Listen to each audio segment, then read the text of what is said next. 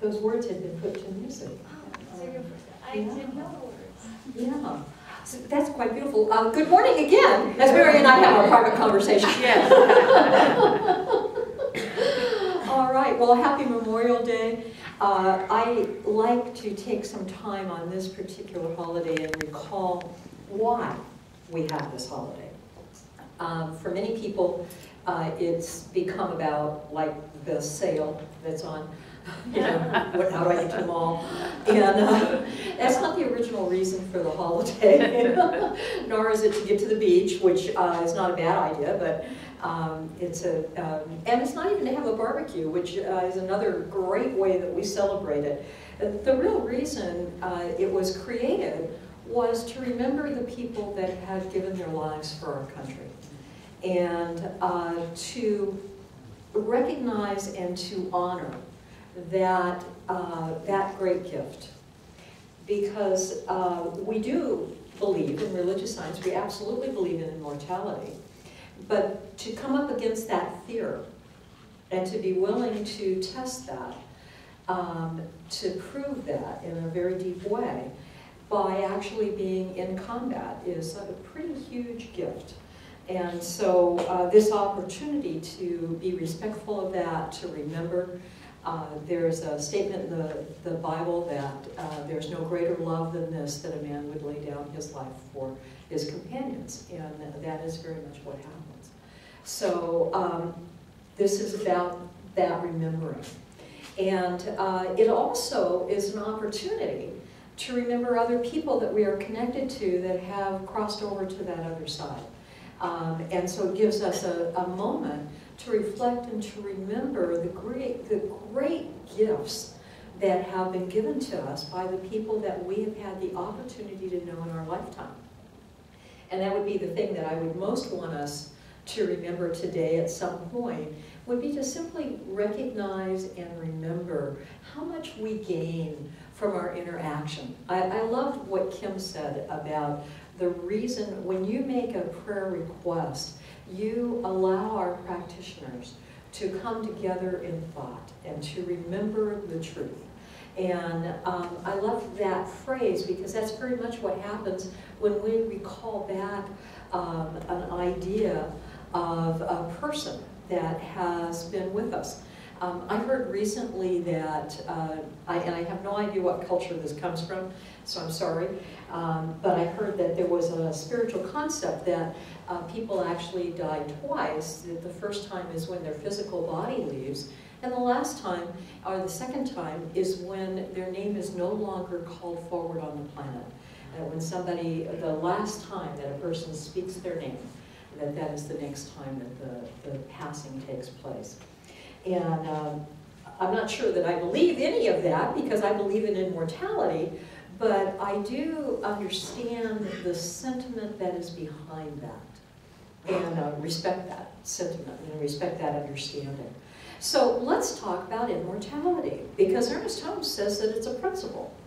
And he actually spends much more time talking about the principle of life, because he believes, and I believe with him, and so do people that practice religious science, there's a belief that life is infinite right now, that it's not constricted to a certain place, that you don't have to do something to earn it, that you don't have to pass through a portal called death to get to it, that in fact life is eternal right in this moment, that there is nothing you can do to destroy it.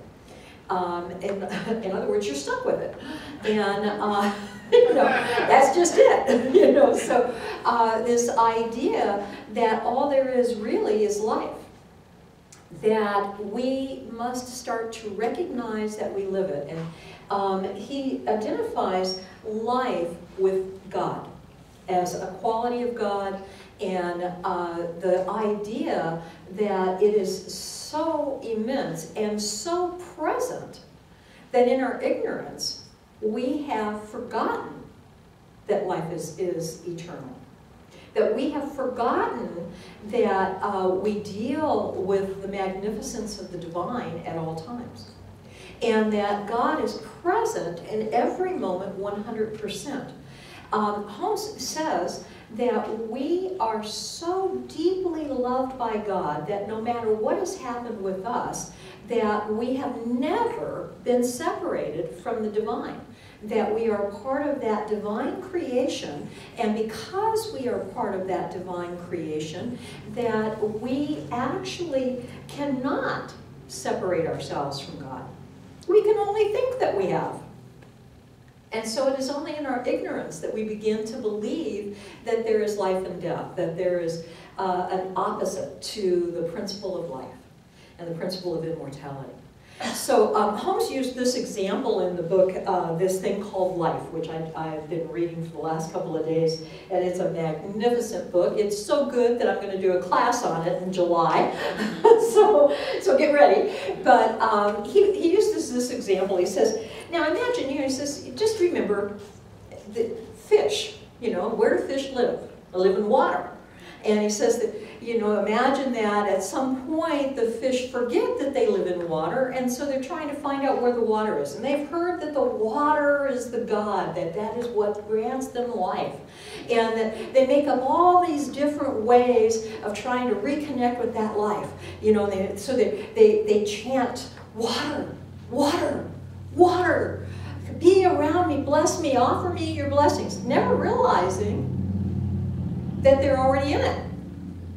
Never realizing that they can move away from it. There's no way. They could not possibly separate themselves from that. And so he says, imagine, they bring out the candles, it's hard to keep them lit. You have to keep up, okay? But they bring out the candles, they do the altar cloths, and I'm not criticizing any of that.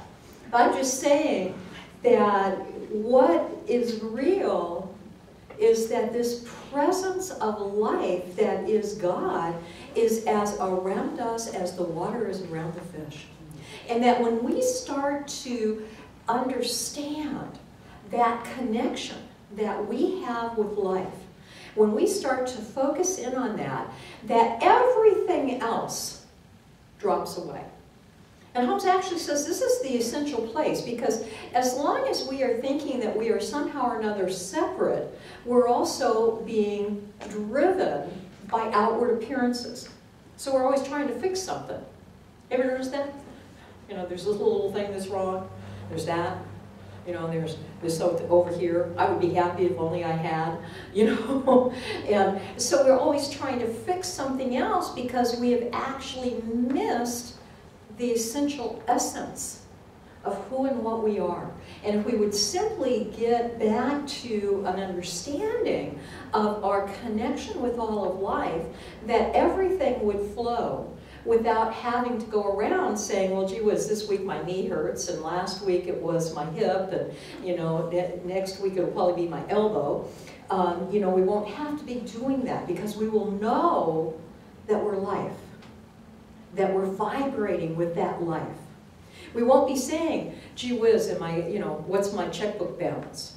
If I check my balance, or if I found out where my stocks are, I'll know whether I'm healthy, or whether I can survive another day. We won't be saying, gee whiz, if I only had, perfect connection, or a better relationship, or healed a relationship with somebody. If I knew that I was part of life and therefore interconnected with all people, that every person that was around me is part of this same life, that nobody is left out of it. If I know that, do I need to worry about praying for friends? What's real is I'm surrounded by it. If I start to know that I am fully God-supported in everything that I do, then I have the courage to step forward completely. And so you see this principle of immortality, when you start to get it and you start to understand it, it actually takes away fear and begins to bring us instead to a space where we are operating at a level of love and joy in life without having to tinker with all the details, because we trust God to bring those in. Now, does that mean that I would never do a prayer for a specific thing? Absolutely not. I would do whatever prayer I need to do to remind myself that I am part of that life.